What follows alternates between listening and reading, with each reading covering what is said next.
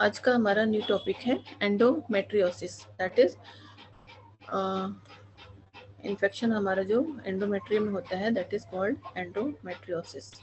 ठीक है, उस एंडोमेट्रियोसिस का कैसे क्या क्या रीज़न है वो हम अब डिस्कस करेंगे। तो सिलोमिक मेटाप्लेसिया थ्योरी है।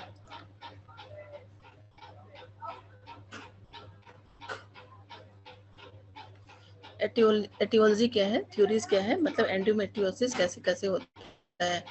First one is Sampson's theory of menstrual regurgitation and implantation metastatic theory, मतलब कि एक जगह से मेटास्टेसिस करके दूसरी जगह जाता है, या फिर मेंस्ट्रुअल रिगर्जिटेशन, मेंस्ट्रुअल जो साइकिल होती है उसमें जो उसमें जो मटेरियल होता है वो बाहर नहीं निकल के अंदर की ओर पीछे की ओर फ्लो करता है, उससे भी एंडोमेट्रियोसिस मानते हैं कि उससे भी होता है। रेट्रोग्रेड मेंस्ट्रुएशन, मतलब मेंस्ट्रुएशन क्या होता है, मेंस्ट्रुएशन जो भी मेंस्ट्रुअल फ्लूइड होता है वो वजाना के थ्रू बाहर निकलता है। रेट्रोग्रेड मेंस्ट्रुएशन में होता है कि वो बाहर न निकल करके अंदर से होता हुआ फैलोपियन ट्यूब ओवरी से होता हुआ अंदर पेरिटोनियन कैविटी से होता हुआ बॉडी में जाता है, that is called retrograde menstruation. Retrograde menstruation endometrial fragments are transported to peritoneal cavity through tubes. ठीक है, अभी आपको बताया जो एंडोमेट्रियल फ्रेगमेंट्स हैं, मतलब एंडोमेट्रियल जो हमारी गर्भाशय है उसके जो वॉल्स की जो छोटे छोटे पीसेस होते हैं वो फैलोपियन पेरिटोनियल कैविटी में फैलोपियन ट्यूब से होते हुए ट्रांसपोर्ट हो जाते हैं। उसके बाद क्या होता है, विएबल सेल इम्प्लांट्स एंड ग्रो, जो सेल्स होती हैं, जो फ्रेगमेंट्स होते हैं, जहाँ जहाँ पहुँचते हैं वहाँ पे इम्प्लांट हो जाते हैं और वहीं पे वो ग्रो करते हैं। Young girls with obstructive anomalies of genital tract often develop endometriosis, जो छोटी बच्चियाँ होती हैं जिनको ऑब्स्ट्रक्टिव एनोमलीज होती है जेनिटल ट्रैक्ट में, यानी कि वजाइना में कहीं ऑब्स्ट्रक्शन होता है या जिससे कि फ्लो जो है जो अंदर जो है फ्रेगमेंट से बाहर नहीं निकल पाते हैं और अंदर उल्टी डायरेक्शन में जाते हैं, उनको एंडोमेट्रियोसिस होने के ज़्यादा चांसेस होते हैं। ठीक है, सिलोमिक मेटाप्लेसिया थ्योरी, इसमें क्या होता है, original coelomic membrane transforms into endometrial tissue, जिसमें सिलोमिक मेम्ब्रेन होता है वो ट्रांसफॉर्म हो जाती है किसमें, एंडोमेट्रियल टिश्यू में। ठीक है, एक्सप्लेन्स एंडोमेट्रियोसिस इन एक्टोपिक साइट्स। एक्टोपिक क्या होता है, अदर देन यूट्रस, यूट्रस के अलावा जहाँ भी होता है दैट इज कॉल्ड एक्टोपिक।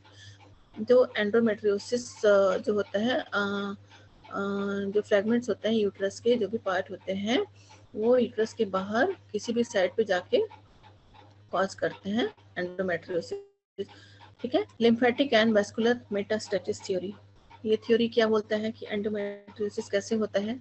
इसमें lymphatics and hematogenous spreads of endometrial cells, endometrial जो सेल होते हैं वो ब्लड या लिम्फेटिक ड्रेनेज के through other parts of the body में स्प्रेड हो जाते हैं, जिससे कि एंडोमेट्रियोसिस होता है। Extensive communication of lymphatics between uterus, tubes, ovaries, pelvic and vaginal lymph nodes, kidneys and umbilicus। तो कम्युनिकेशन होता है लिम्फेटिक्स का यूट्रस से, फैलोपियन ट्यूब से, ओवरी से, पेल्विक रीजन से, वजाइनल लिम्फ नोड से, किडनी से, अम्बिलिकस से। तो ये कम्युनिकेशन एक दूसरे से होता है, जिससे कि वो वहाँ से इन्फेक्शन एक जगह से दूसरी जगह में पहुँच जाता है। तीसरी थ्योरी क्या कहते हैं, genetic factor, risk is 7 times more if first degree relatives has endometriosis. अगर किसी जनरेशन में किसी फीमेल को एंडोमेट्रियोसिस है, ठीक है, तो उसके रिलेटिव्स को एंडोमेट्रियोसिस होने के चांसेस 7 गुना 7 times ज़्यादा हो जाता है। ठीक है, इसको that is called genetic risk factor. ठीक है, 7 times more, that lady is 7 times more prone to having endometriosis, ठीक है, जिसके फैमिली में किसी भी एक को एंडोमेट्रियोसिस हो गया है। थ्योरीज क्या क्या है, व्हाट आर एटियोलॉजी, सिम्टम्स, ये तो हम लोग देख लिया, सिम्पटम्स थ्योरी। ये देखिए आपका ये डायग्राम है, इसमें ये यूट्रस है, ये बीच वाला पोर्शन, ये सर्विक्स है, ये हमारा वजाइना है, this is ovary, this is fallopian tube, ये पेरिटोनियम है, ठीक है। इसमें क्या होता है, ये जो यूट्रस है, इसमें जो एंडोमेट्रियम का वॉल है, ये यहाँ से जब ये रप्चर करता है तो ये ट्यूब से होते हुए ट्यूब में इम्प्लांट हो जाता है, कभी ओवरी में इम्प्लांट हो जाता है, या ट्यूब या ओवरी से होते हुए पेरिटोनियम में इम्प्लांट हो जाता है, पेल्विक वॉल में इम्प्लांट हो जाता है, कहीं भी हो जाता है, ठीक है। देखिए यहाँ पे भी आ गया है, ये जो एंडोमेट्रियम वॉल है, ठीक है, यहाँ पे भी पहुंच जाता है।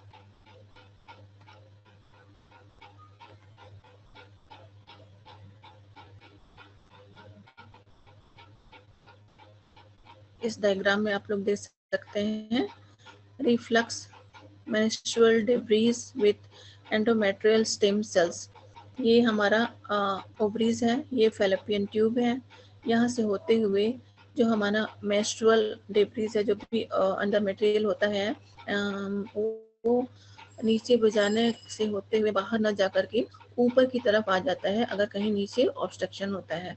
तो ये अभी कहाँ पे आ रहा है, यहाँ पे ये फैलोपियन ट्यूब से होते हुए यूरेटर, रेक्टम, पेरिटोनियम कैविटी, ये सारे हर जगह इम्प्लांट हो रहे हैं। Inflammation and stem cell activation, endometriosis, ठीक है। ये सारे डायग्राम में आप लोग देख सकते हैं कैसे इसका मूवमेंट कहाँ से कहाँ तक होता है।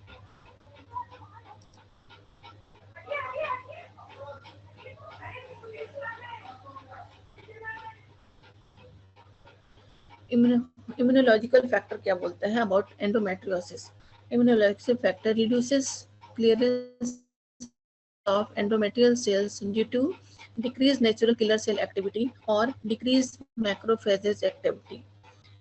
ये फैक्टर, इम्यूनोलॉजिकल फैक्टर, ये बताता है कि मैक्रोफेजेज एक्टिविटी की कमी की वजह से या नेचुरल किलर सेल की कमी की वजह से, due to decrease natural killer cell,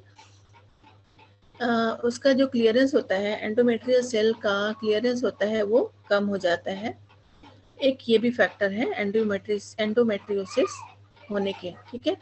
other one is inflammation, endometriosis में बी एसोसिएटेड विद सब क्लिनिकल पेरिटोनियल इन्फ्लेमेशन होता है, उससे भी एंडोमेट्रियोसिस होता है, ठीक है। साइट्स मतलब किस किस जगह पे एंडोमेट्रियोसिस हो सकता है या कहाँ कहाँ ये दिखता है। अम्बलाइकस रीजन में ये होता है, एब्डोमिनल वॉल में है, यहाँ पे फैलोपियन ट्यूब में है, this is our fallopian tube, this is uterus, ये हमारा यूट्रस है, this is bladder, urinary bladder, this is vulva, this is perineum, ठीक है। ये किसी भी रीजन में, बॉडी के रीजन में जाके इम्प्लांट हो सकता है। This is pouch of Douglas, ठीक है। पाउच ऑफ डगलस क्या है, ये जो यूट्रस होता है, ठीक है, और पीछे जो रेक्टम होता है, ये वाला पोर्शन, यूट्रस और रेक्टम के बीच में एक सैक टाइप स्ट्रक्चर होता है, उसको बोलते हैं पाउच ऑफ डगलस। तो यहाँ पे भी जब इम्प्लांट हो जाता है टिश्यू, तो भी एंडोमेट्रियोसिस यहाँ पे भी होता है, ठीक है। दिस इज कोलन, कहीं भी हो सकता है, किसी भी पोर्शन में, यूट्रस से होता हुआ, फैलोपियन ट्यूब से होता हुआ, जब वो बाहर निकलता है तो कहीं पे भी जाके इम्प्लांट होकर के और वो एंडोमेट्रियोसिस काज करता है। टाइप्स ऑफ एंडोमेट्रियोसिस, ठीक है, कितने टाइप्स के होते हैं। First one is pelvic endometriosis, second one is extra pelvic endometriosis. Pelvic endometriosis वो होता है जो कि सिर्फ पेल्विक रीजन में ही लोकेट होता है। एक्स्ट्रा पेल्विक एंडोमेट्रियोसिस वो होता है जो कि पेल्विक रीजन में ना होकर के कहीं और होता है, ठीक है, किसी और बॉडी पार्ट में होता है, जैसे कि gastro intestinal tract, GI tract, मतलब हमारा जो फूड ट्रैक होता है वहाँ कहीं भी इम्प्लांट हो सकता है, यूरिनरी ट्रैक में इम्प्लांट हो सकता है, स्कार एंडोमेट्रियोसिस होता है, यहीं पे कहीं पे स्कार हो वहाँ पे जाके वो टिश्यू इम्प्लांट हो जाता है। वजाइनल एंडोमेट्रियोसिस, वजाइन में जाके अगर इम्प्लांट हो जाता है टिश्यू तो उसको वजाइनल एंडोमेट्रियोसिस बोलते हैं। अगर थोरेसिक रीजन में जाकर अगर इम्प्लांट हो जाता है और वो एंडोमेट्रियोसिस कॉज करता है तो उसको थोरेसिक एंडोमेट्रियोसिस बोलते हैं। First one is pelvic endometriosis. Pelvic region में अगर वो टिश्यू इम्प्लांट होकर के एंडोमेट्रियोसिस कॉज करता है तो पेल्विक रीजन में कहाँ कहाँ कर सकता है, पेरिटोनियल में होता है, ओवरीज में होता है और डीप इन्फिल्ट्रेटिंग, ठीक है, ये तीनों पेल्विक एंडोमेट्रियोसिस के अंतर्गत आते हैं। एक्स्ट्रा पेल्विक एंडोमेट्रियोसिस में बॉडी के किसी भी पार्ट में हो सकता है। ये दोनों कॉलम को आप देखिए ये समझ सकते हैं कि पेल्विक में कहाँ कहाँ पे इम्प्लांट होगा और एक्स्ट्रा पेल्विक में कहाँ कहाँ इम्प्लांट होगा। क्लिनिकल प्रेजेंटेशन क्या होगा? अगर कोई लेडी एंडोमेट्रियोसिस से सफ़र कर रही है तो आपको कैसे पता चलेगा what will be the clinical presentation? सबसे पहले सिम्टम है पेन, पेशेंट को पेन होगा। Classical triad, dysmenorrhea and deep seated pelvic pain, ठीक है, तीन तरह के pain class, that is called classical triad. Dysmenorrhea मतलब कि जो ब्लीडिंग होती है, मेंस्ट्रुअल ब्लीडिंग होती है, उस टाइम पेशेंट को बहुत ज़्यादा लेडी को पेन होगा, ठीक है। डिस्पेरोनिया मतलब the lady will feel pain during intercourse. And deep seated pelvic pen, pelvic region में यहाँ पे नीचे, this is called pelvic region में यहाँ पे पेशेंट पेन बताएगी, मतलब बहुत ज़्यादा दर्द बताएगी। Commences before onset of menses and continues throughout the menstrual period. Patient आपको ये कंप्लेन करेगा कि उसको पीरियड आने के पहले पेन होता है लोअर एब्डोमेन में, और जब तक उसको मेंस्ट्रुअल पीरियड होता है तब तक उसको वो पेन थ्रू आउट वो रहता है, मतलब पूरे मेंस्ट्रुअल पीरियड के दौरान वो लेडी पेन का कंप्लेन करेगी। Also has a cyclical nature, cyclical मतलब ये साइक्लिकल पेन होता है, एक फिक्स इंटरवल टाइम पे ये होता ही रहता है, ठीक है।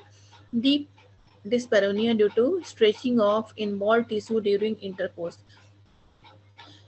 जो टिश्यू होते हैं वो स्ट्रेच करते हैं ड्यूरिंग इंटरकोर्स, जिससे कि पेन होता है वहाँ पे। डिस्पेरोनिया मतलब pain during intercourse due to stretching of that tissue that involve tissue. Fixed retrovertebral uterus or involvement of uterosacral and rectovaginal septum। पेन क्यों होता है? रिट्रोवर्टेड यूट्रस, नॉर्मल जो यूट्रस का पोजीशन होता है वो क्या होता है, एंट्रोवर्टेड मतलब आगे की तरह होता है, उसमें जो क्या होता है रिट्रोवर्टेड यूट्रस होता है, इसकी वजह से पेन होता है, ठीक है। और involvement of uterosacral and rectovaginal septum, जो सेप्टम होता है, जो झिल्ली होती है रेक्टोवेजाइनल, जो रेक्टम और वेजाइनल को जो सेप्टम होता है वो जो कनेक्ट करता है यूट्रस और सैक्रम को, जो सेप्टम कनेक्ट करता है, अगर उसका उसमें इन्वॉल्वमेंट होता है, उस रीजन का इन्वॉल्वमेंट होता है तो उससे भी पेन होता है, ठीक है। डायसूरिया डिस्चेजिया इन एक्स्ट्राजेनाइटल एंडोमेट्रियोसिस। डायसूरिया क्या होता है? पेन ड्यूरिंग, जब पेशेंट यूरिन पास करती है तो पेन होता है। What is dyschezia? Dyschezia that is pain due to severe constipation, ठीक है। पेशेंट को डिस्चेजिया में क्या होगा? कॉन्स्टिपेशन होगा, ब्लोटिंग होगा, ये सारे सिम्टम बताएंगे। डायसूरिया एंड डिस्चेजिया इन एक्स्ट्राजेनाइटल एंडोमेट्रियोसिस। एक्स्ट्राजेनाइटल एंडोमेट्रियोसिस में डायसूरिया एंड डिस्चेजिया की वजह से पेन फील करेगा पेशेंट।